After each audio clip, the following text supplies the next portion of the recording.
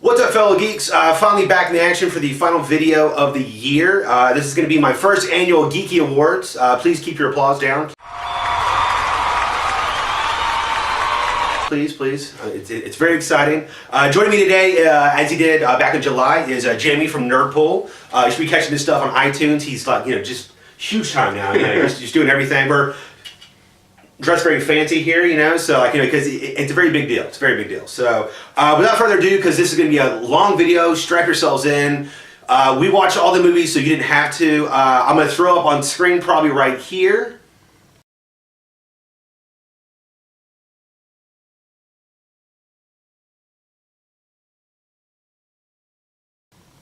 All the movies that we have seen this year, or that I have seen. It's a lot. It was a lot of time. Probably wasted for half of them, because half of them were garbage. But without further ado, we're going to hop right in. Jamie, what is the first category? The first category is Best Horror.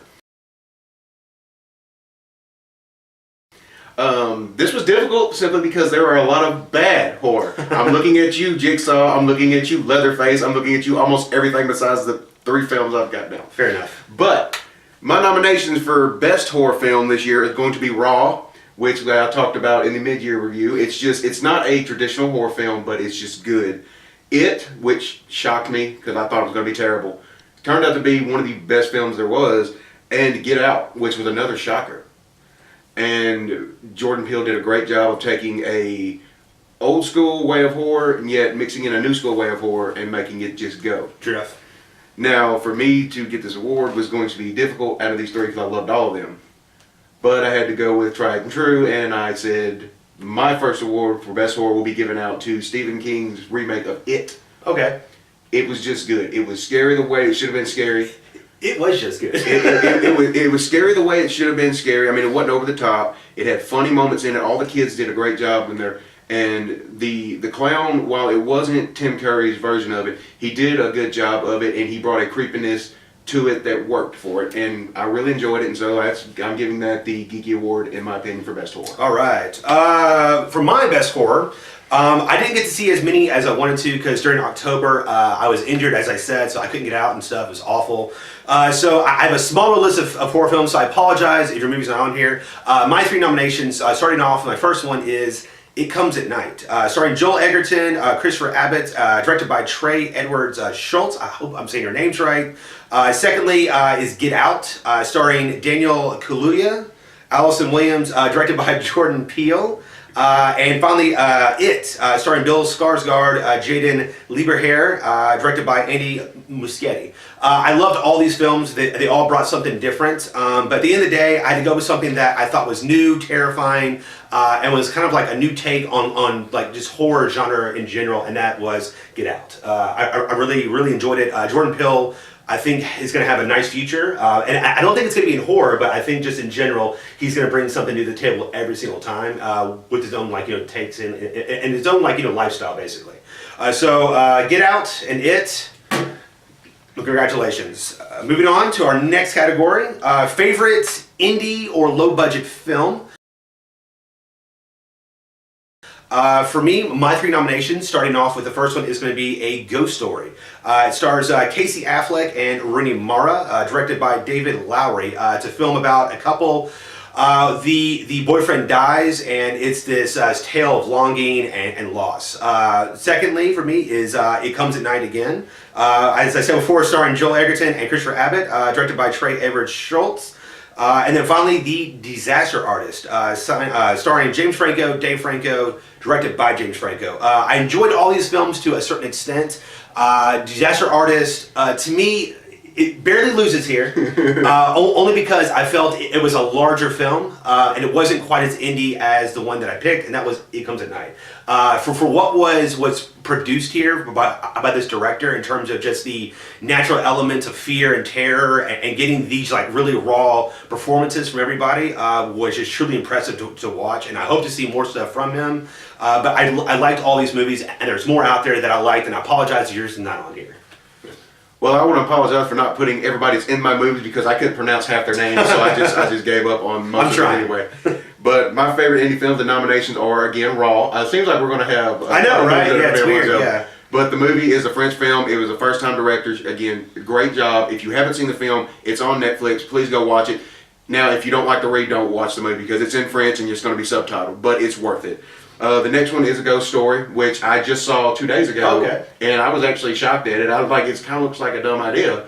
You know, I mean, like the idea looked good, but it's just like the trailer I saw for it, just like, okay, it's a sheet with holes cut in it. Yeah, but I was like, okay, it's really powerful though. It actually came out really good, and I'll see how they went with it. And another one, and I'm pretty sure nobody has seen unless you're a fan of the Tell 'em Steve Dave podcast, and that is the TESD claymation Making Clay. It was a fan-funded film.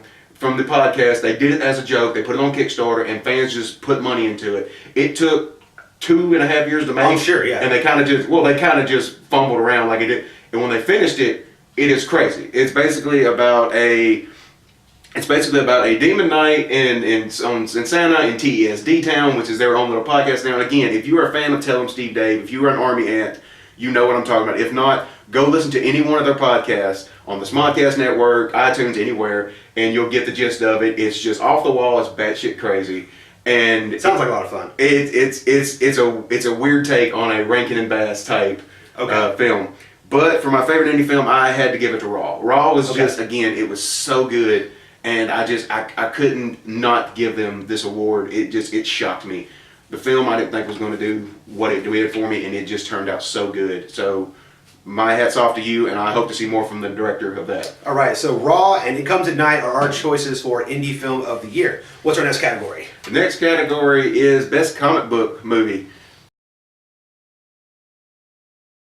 This one, there was a few comic book movies through the year. There were some that most people might have not known was a comic movie, like Atomic Blonde. Sure. Or even Valerian. Most people don't know that. Neither one of them made this list, by the way. I'm just saying. But the nomination for this are Wonder Woman, of course. Wonder Woman was, if you saw, it was probably, it's the best DC film they've made in the DC extended universe. It showcased the first time a female-driven superhero movie was done right. It's a very good, well put together movie. The next one is Thor. Thor was just fun. It was action-packed, and it was something completely different from the other two Thor movies. And while it might not have had a lot to do with the continuity of everything, it was just a fun movie to see and watch. And the other one that might be surprising is, I don't even know if people want to put it, but I am, but it's Lego Batman. Lego Batman, it's a Batman movie, so I'm counting it. That movie was just, if you seen it, you knew it was so good. It was so fun, and I can't say enough about it. All the actors, the cutbacks, the deep cuts for geeks like us who know, and just Will Arnett playing Batman is a smug, cocky Batman. It's just hilarious. But my winner for it, I have to give it to Thor. I enjoyed Thor. Thor was just the best one. It had everything you wanted. You laughed. You had a lot of action built into it, and it did put actual comic book stories into it. They might have changed a little bit, but it is an arc that we all know. Okay, sure. So I'll give it to Thor. I think it's funny. I think that people are going to think that we have the same list here because it's almost the exact same. In fact, it is the exact same. My 3 nominations for Best Comic Book, starting off with Lego Batman, starring Will Arnett and Michael Cera, directed by Chris McKay. My next nomination is Wonder Woman, starring Gal Gadot or Gal Gadot. I don't know how to say her name. It's Gal Gadot. Gal Gadot, yeah. That's what I say. Chris Pine, directed by Patty Jenkins, and then Thor Ragnarok, starring Chris Hemsworth, Tom Hiddleston, and Taika Waititi. You're not going to mention Mark Ruffalo? Well, he's not the lead guy there or whatever, but it's fine. He's essential to the plot. Now, I agree with all your overall thoughts and sentiments there. I eventually went with Lego Batman. I thought that just as a film overall, how it worked, its storytelling, how it fit in everything that needed to be. And I didn't talk a lot about it on my first time talking about it. And one of the key things that I really loved was it showed that one of his biggest weaknesses, just as us as a people, is we get in like our own way sometimes. And I thought that that was a really cool element of the story, that like he had to learn to accept help, and that like, you know, and that we can't do everything on our own. And I think just we as people need to like learn that sometimes, that we can't do everything on our own. Yes. So I went with Lego Batman and Thor Ragnarok, but you know, I totally agree with that. Of course, DC and Marvel are going to be. I know, right? Yeah. Going to our next film is most disappointing. These are films that we thought were going to be really good, and they ended up just sucking or just not hitting the mark overall. So for my 3 nominations, starting off, it's going to be The Dark Tower, starring Idris Elba, Matthew McConaughey, directed by Nikolai Arcel. Next up is Valerian, starring Dane DeHaan, Cara Delevingne, directed by Luc Besson.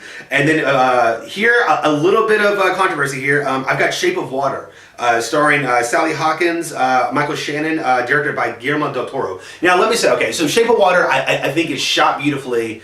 It has a lot of great things going for it. Overall, though, with all the hype that was going for it, I expected a lot more out of this as a story and from the characters.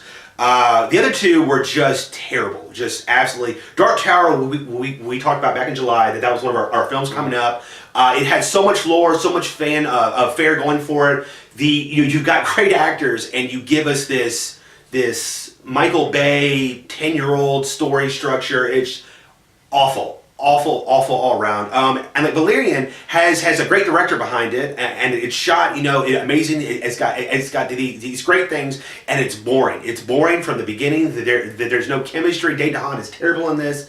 My winner is The Dark Tower. It's just the most disappointing movie for me. Well, our lists are almost the same again. Okay. It's not completely. First one is Dark Tower. Dark Tower, you are terrible. If you've ever read the books, you know how great the source material is. And it seems like when I heard they were coming out with Dark Tower finally, after it seemed like 15 years of them talking, like, this is going to be awesome. Then they're like, well, we're going to make only one movie.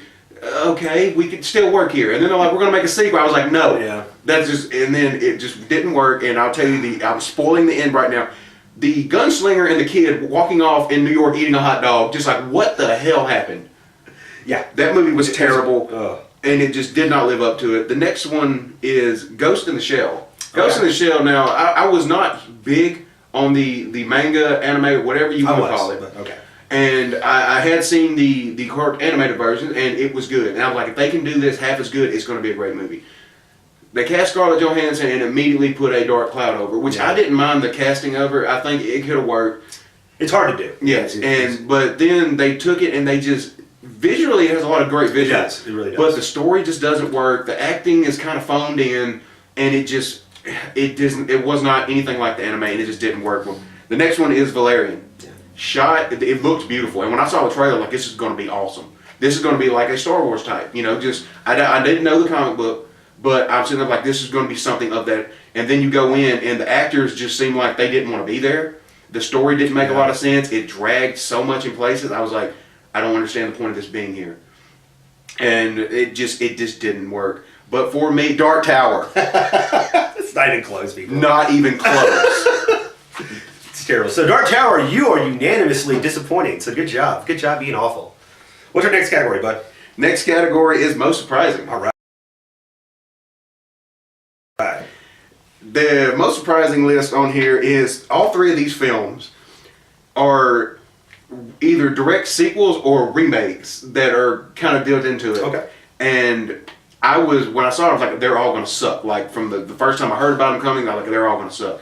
Every one of them surprised me. Okay. Every one of them. The first one is Jumanji. Jumanji, I loved it when I was a kid. It's not the best film, but it was a fun film when I was a kid. And I heard they're remaking it or doing another one, and then they're like, I don't like no remakes, because then they're like, we're going to put The Rock in it. We're going to put Kevin Hart. I was like, oh Lord. And they're like, we're going to do a sequel. I was like, how are you going to do a sequel? And how are you going to make it a video game? Yeah. Like, you could have done it. And then I watched it, I was like, it actually fits. It works. It's funny. It has the same sort of feel to it, but it's changed just enough to where you're not going to be completely upset about it. And it works. Like I said, The Rock and Kevin Hart, they worked so well together, and they made this film. Jack Black being the hot girl trapped in a fat middle-aged man's body worked too. All of them did a good job. The next one was Blade Runner 2049. I love Blade Runner. If you're a geek, a nerd, whatever, a science fiction fan, you love Blade Runner. Blade Runner 2049, I was like, this is going to be terrible. I was like, it's too far past. It's just going to be garbage. It wasn't. It wasn't. If you saw it, it was good. Yeah. It was a little long for me. There's certain parts I think they could have cut, but it was a really good movie, really well shot, and it kept the lore. And it kept the question going, is Deckard a replicant or not? And while they kind of allude to him being it, they never actually say it. So we still really don't know if he is a replicant or not. And I love that they kind of keep that lore going. The next one was the Power Rangers movie. Okay. I like Power Rangers. It shocked me. Like, I thought it was gonna be terrible. It wasn't the best movie, but it kept everything right. It kept the lore going good. They did change certain things, but it was fun. It was action packed, comedy in it. It was sort of like a Thor Ragnarok reboot, and it worked. And I really think that film just shocked a lot of people. Because if you were a fan of it, they changed so much that I didn't think it was gonna work. Came out good, but I have to give this to Blade Runner. Okay.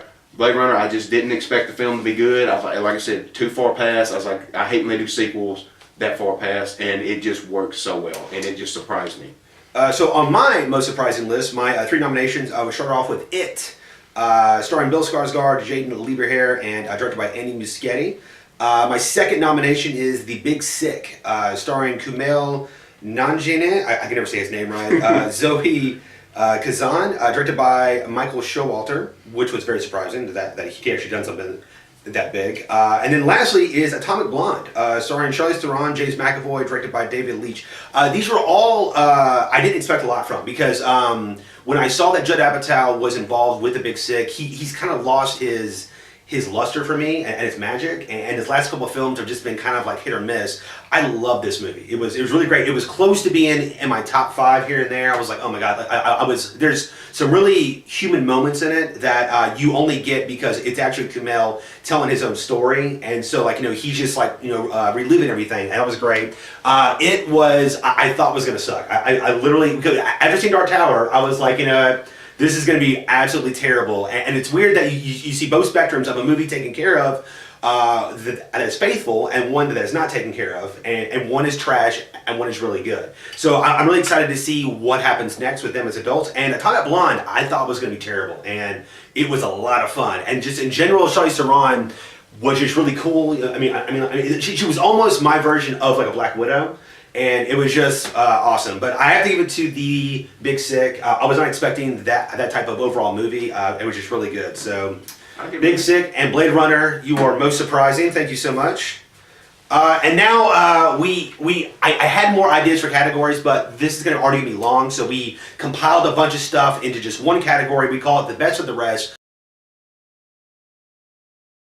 There are no nominations, it's just our overall winner. So I'm going to go down the line here. It's 5 categories. Starting off, the best action film that I saw this year was Fate of the Furious. I don't like these movies, and I randomly saw it, and I could not turn away. It was so damn fun. Just watching The Rock headbutt guys in helmets or whatever. It was so silly, but I loved it. Kong was also close on this list for me as well. The best TV show that I saw this year was Mindhunters.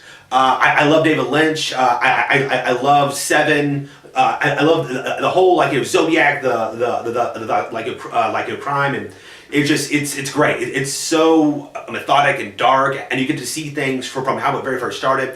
Close up to this was Taboo and Rick and Morty for me.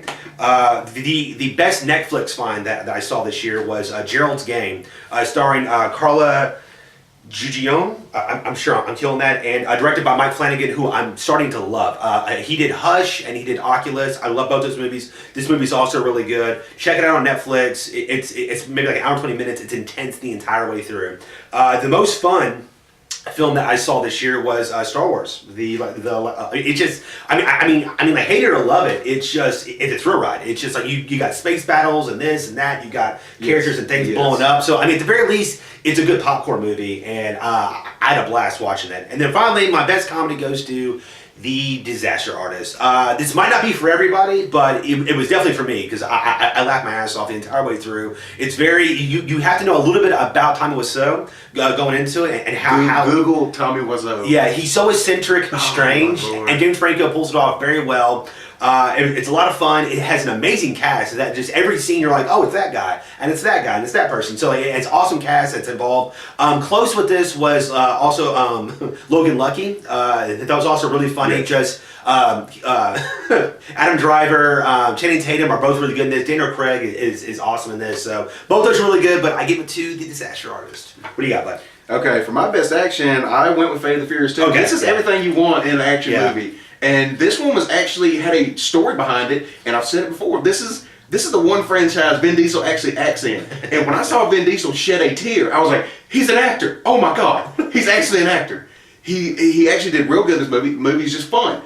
Beginning to end, it's just non-stop action with an actual story built into it, which shocked me. So you get best action. TV is Flash. I'm sorry. Okay. I know it's not for everybody, but I love this TV show. I've watched every episode. I've watched every episode multiple times. The show just works. He actually runs like a normal person, Ezra Miller, and it's just It's easy to tell the story because you have 24 episodes instead of trying to jam everything into a 2 hour. They've given him and his friends, and they bring in characters that aren't big name DC characters. They can bring them in and use them and get people into them and actually, what's the word I'm looking for? They can introduce them to characters that you're never going to see on the big screen, and they can use them with pretty much free reign, and they do a good job, and they keep everything together well. Netflix is Gerald's Game. I saw it, and I was like, it's just good. You said everything about it. If you haven't seen it, definitely go watch it. I don't want to spoil it because it's a fun ride that's dark and intense. And my most fun is Lego Batman. Okay. Lego Batman. I've watched this 100 times, and it's just fun from beginning to end. Jokes, action, like I've said before, the lore, it's just great. And best comedy is going to be The Disaster Artist too. If you've never seen The Room, you can still enjoy this. If you've seen The Room, it makes this movie 1,000 times better. It's so over the top, and James Franco does a hell of a job as Tommy Wiseau. It's great. I'm going to apologize. I said David Lynch. I meant David Fincher. I'm sorry about that. Just kind of out of nowhere there. What's the next category? Next category is Best Director. This could be difficult or it could be easy depending on how you go. It's very hard for me. Yeah, I know. And again, it's when you look at all the movies, it's who do you want to give a chance to? And mine is actually, I've got 2 first-time directors and one that's done stuff but not really. First off is Jordan Peele to Get Out. He did a phenomenal job. As a first-time director, it's shocking. Get Out is just great, and he did a great job with. Next was James Franco doing The Disaster Artist. The movie's just good, and he works, and because he knows Tommy Wiseau, they're friends now, he just did such a good job directing it and everything. And the next one is, I'm gonna butcher this woman's name, and I'm sorry. It's Julia Ducournau. It's the woman that did Raw. Okay. She, again, for a first-time film, it just works, and she does a great job. And I don't know what else she's going to do. I don't know if I'll ever see anything because it's a French film. I don't know how often you'll be able to see stuff from her, but I hope to see more from her because she had a great idea, and her visual aspect of this movie was just phenomenal for a simplistic form. I'm gonna have to give this. It's tough, but I'm gonna have to give it to Julia. Okay. Raw. Yeah, I'm gonna give it to Raw. Okay. She just did a great job, and like I said, go watch it if you haven't, and just see the way she directs it. It just works. My best directors, my 3 nominations here, I literally thought of this for about an hour. Coming in, my first nomination here is Edgar Wright from Baby Driver. Everybody knows I love this film. Edgar Wright, I love his ability to adapt to any type of screenplay that he writes, and his style, he makes it fit. He creates this action musical that those things don't go together, and every scene he gives you, it just every musical score, every shot, every line is fit. It's so specific and deliberate. I love it. Second, I'm gonna kill his name. Is Denis Villeneuve from Blade Runner 2049. Most sequels I don't think need to get made, and because most stories don't need to be told anymore because most of them are just cash grabs. You look at things like Guardians of the Galaxy 2, that was a cash grab. It was still a good movie. It was fine. Blade Runner to me, it expanded on the original story, the original idea. It gave you new characters telling a new story in this world, and it's shot amazing. This guy, from Arrival to this, and his other things that he's done, he has an amazing eye for its overall scene structure and colors and just oh god, it was beautiful. It was amazingly done. My third director is also Jordan Peele from Get Out. As I said before, he brings a new level of just of creativity to everything, and he has a new type of just style that speaks to other people, and I think that's great. It's not the same notes being hit over and over again, and it's more intelligent. It's another thing considering like Blade Runner, he didn't have to do all the CGI, so you have to focus more on the actors. You have to focus more on where your camera's placed, and he did an amazing job. It's great. And with that being said, I chose him. Denis Villeneuve. He's French. I never say his name right. If he could pronounce your name, you might have. Yes, but I love Blade Runner. It didn't quite make my Best Picture nominations, but I thought he did an amazing job. So we got Blade Runner 2049 and Raw are our two best directors. Thank you so much. And now we couldn't pronounce either name. Yeah, I'm sorry. Moving on to our next category, it's worst performance. This is the actor that just brought down a movie in general and just didn't give us anything worthwhile here. My three nominations, starting off with Dane DeHaan for Valerian. His performance is flat. It's unlikable, and he as a person is becoming unlikable to me. I don't know. I mean, like ever since Chronicle, he hasn't done anything that I'm like, okay, cool. Like, he's just not. I'm beginning to not want to see him in movies. Next up is Tom Cruise in The Mummy. What is he doing here? He's just like, he's just wants to just run in like more films or something, I guess, because he gives you this lackluster, lifeless overall character and performance, and the film itself is just bad. Ugh. And then finally, Matt Damon in The Great Wall. This is his performance is almost as bad as Kevin Costner in Robin Hood, Prince of Thieves. Like he's this American guy in the 1400s in China. You don't get any explanation. He's just there for most of the movie. Just all these are bad. But I have to go with Dane DeHaan. He's just letting me down left and right, and I really thought he had a nice feature going on. But worst performance of the year for me. My worst performance is nomination number one is Charlie Hunnam from King Arthur. He's good in the roles that he is, like Sons of Anarchy. Yeah. He's trying to branch out and be an actual actor, and I give him credit. He just doesn't have the chops for a film like this. He had the accent for it completely, but he doesn't have the feel of it. Yeah. And he brought down the whole movie to me, and it's not a good movie in general, so it's hard to bring down a bad movie even worse. Next is Tom Cruise. Tom Cruise, I know you're trying to make that Scientology money so you can stay bigwig. This movie was terrible, beginning to end, and you just made it worse. They should have put Brendan Fraser. This movie would have been a lot better. I'm sorry. Bring back Brendan Fraser. It would have been much better. I'm telling you, his mummies were better, and then he would have brought this up. And my next is John Boyega. Looky here, Finn. I'm going to tell you this. People hate me if you want. Finn is the most worthless character in the new Star Wars. He looks like, and I'm sorry I'm ranting here, but he looks like a Star Wars fan that walked on set and said, "Hey, you, come here." Woo! And I'll give you the exact line that I hate the most. Bring it on, Chrome Dome. Yeah, a lot of people hate that line. It's not good. And out of these three, I want to give it to John Boyega just because of this character so bad. But I'm not. I'm going to give it to Tom Cruise. Okay. Because you're terrible. I don't like any of your movies. I haven't liked your movie in a long, long time. He's getting too paint by numbers and stale. It seems like every character is becoming the same character. And in this, you needed something different. I did not need to see Mission Impossible in The Mummy. Yeah. And when that's what it turned into. So I'm sorry, Tom Cruise. Take your 5'8" self on something. Tom Cruise, Dane DeHaan, worst performances of the year for us. What's our next category? Best performance. Best performance.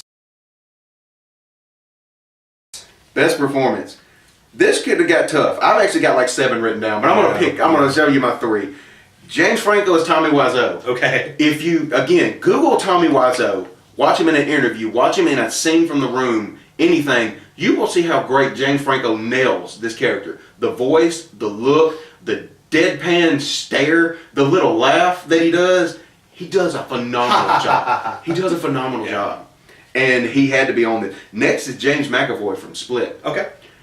Split was a good movie. It was the first time in a long time that M. Night Shyamalan made a movie that people cared about.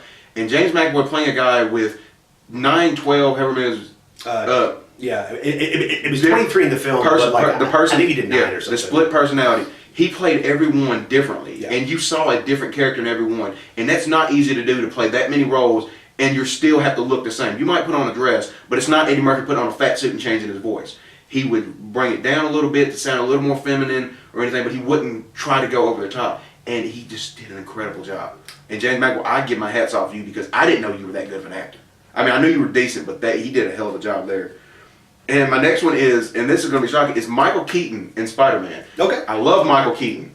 And him being the villain in this, he brought a dark sinisterness to it without being over the top. The scene with him and Peter Parker in the car, when he's talking to him, he's not screaming at him. He's just basically telling him, when he says, "I'll kill you and everyone you love," I got chills.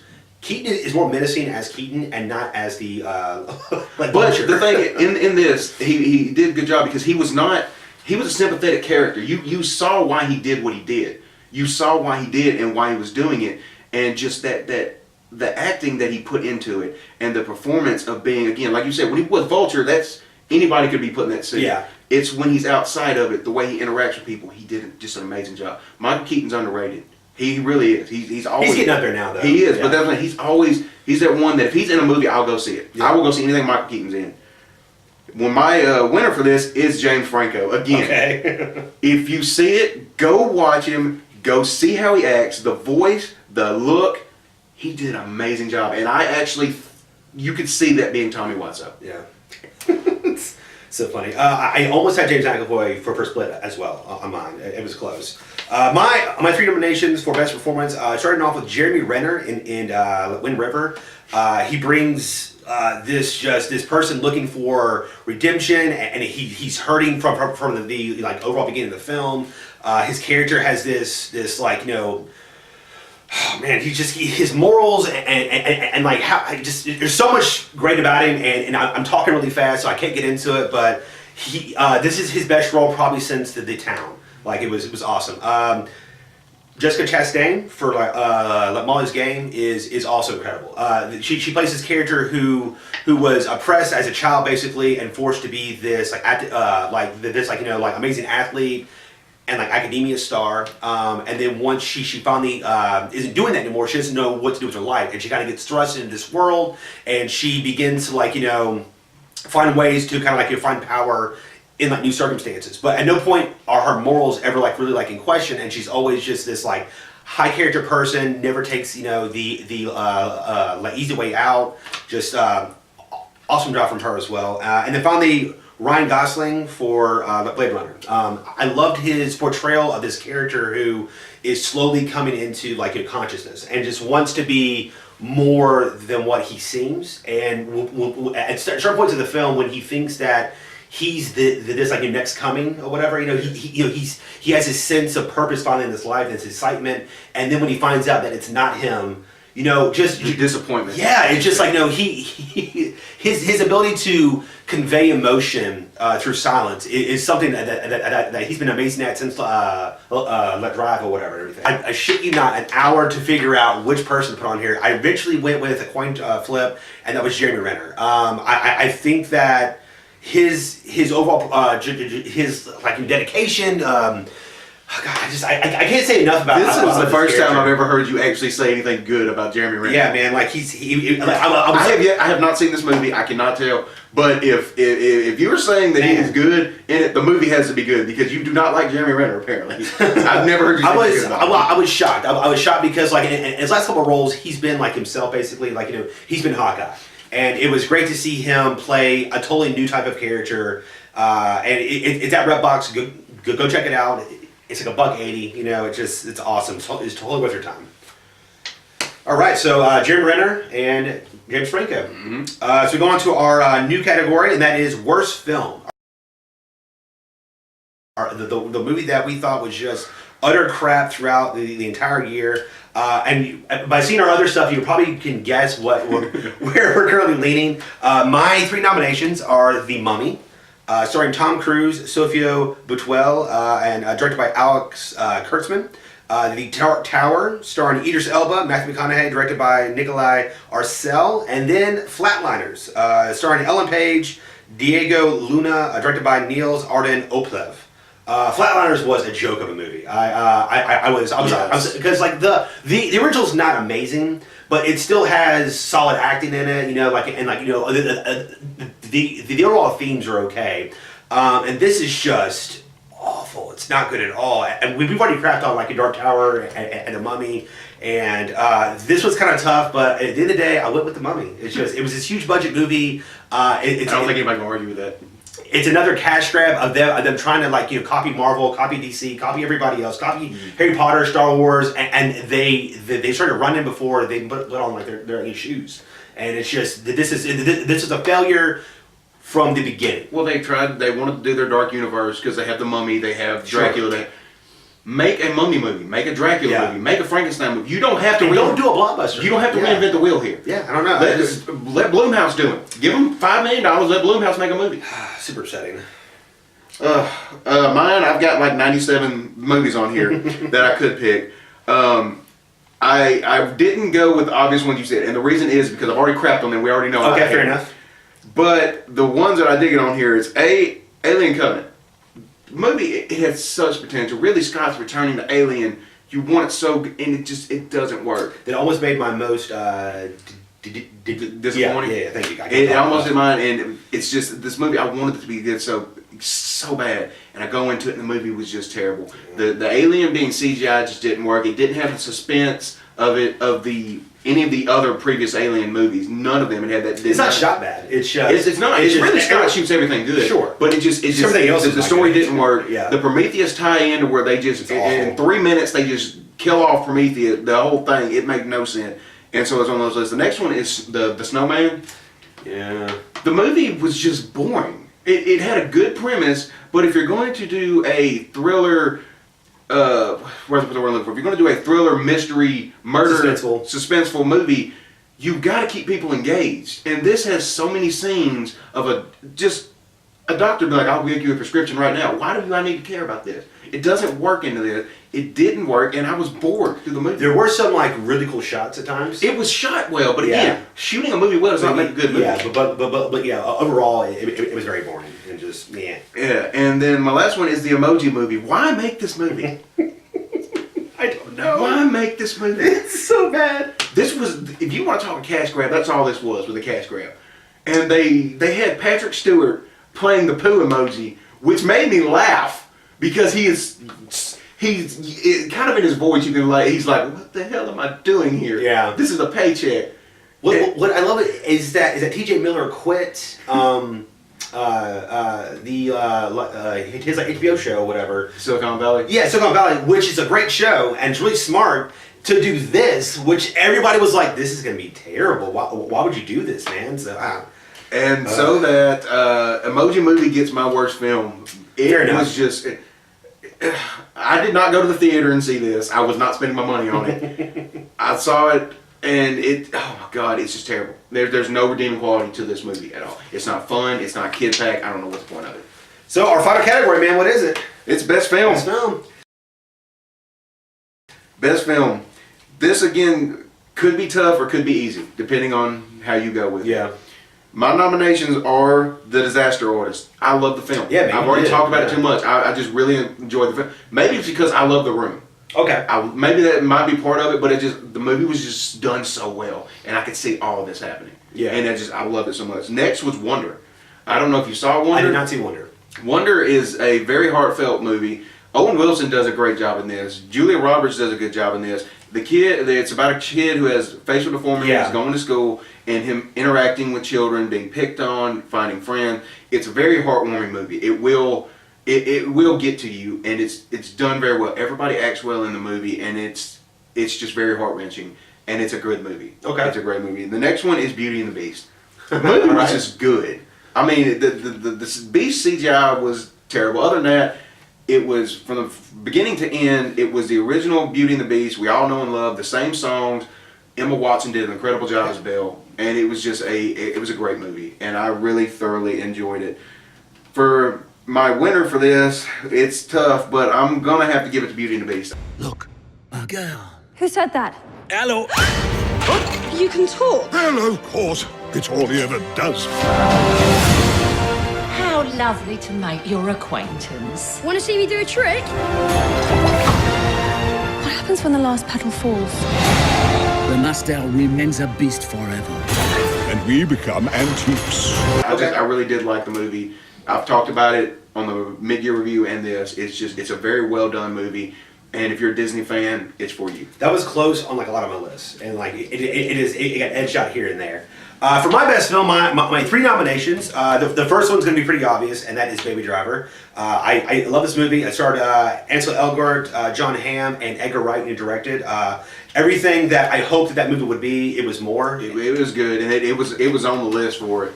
But it got edged out by the. Oh sure, I mean, there was a lot of like really good movies this year. It's such a good movie. Second on the list is Wind River, starring Jeremy Renner and Elizabeth Olsen, directed by Taylor Sheridan. I'll say that Taylor Sheridan, he also wrote Sicario, I think, and he's more known as a writer. This is his first time doing writing and directing, and he does a great job directing this. I think if you had put a better director in place here, this movie will be getting a lot more heat. But instead, it's there are certain scenes that are shot okay, but when you're thinking like in like a better hands, it could have been really amazing. And then finally, I went and saw this last night. Molly's Game is on my list here.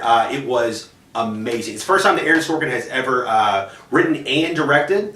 He wrote like a Social Network and like he's written all types of stuff, and he does a really good job here. His scenes are very that's what I'm looking for.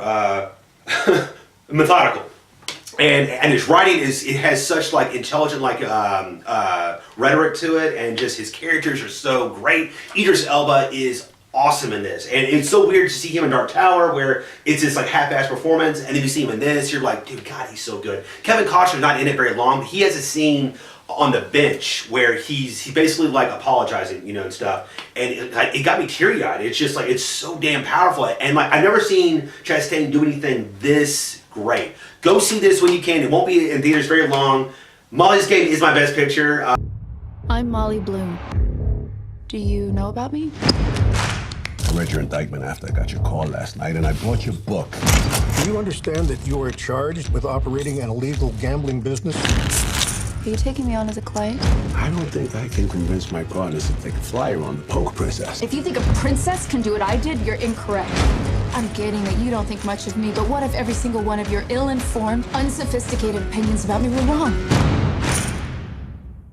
I'd be amazed. It came out last. I thought for sure that I was like, for the last 2 weeks I was like, oh, it's probably Baby Driver. It's Baby Driver. But this came out of nowhere. It kicked me in the teeth. It was so impressive. Molly's Game is my pick for Best Picture. It was a fun year. It was a great year. There's a few movies that I wish I had seen that I There's didn't a get lot chance of to movies do. I wish I had seen.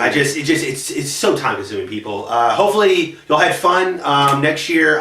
The one movie that I'm really looking forward to is Avengers. I think we're all looking for that. I'm looking for Ready Player One. I hope it be good so bad. So I'm hoping it's going to be great. I finally read that, and I'm hoping that movie is better than the book. Not to mention Deadpool 2 is coming, people. Yeah. Deadpool 2 is coming. If you need to see me, just hit me up, DM me, whatever. I'll see it 12 times. I'll buy the theater if I have to. I don't care. All right. All right, folks. Well, thank you all so much for joining us. We'll see you next year. Be sure to listen to the Nerdpool podcast. Be sure to keep watching videos, and hopefully we can argue about all the movies that we chose. Stay geekly.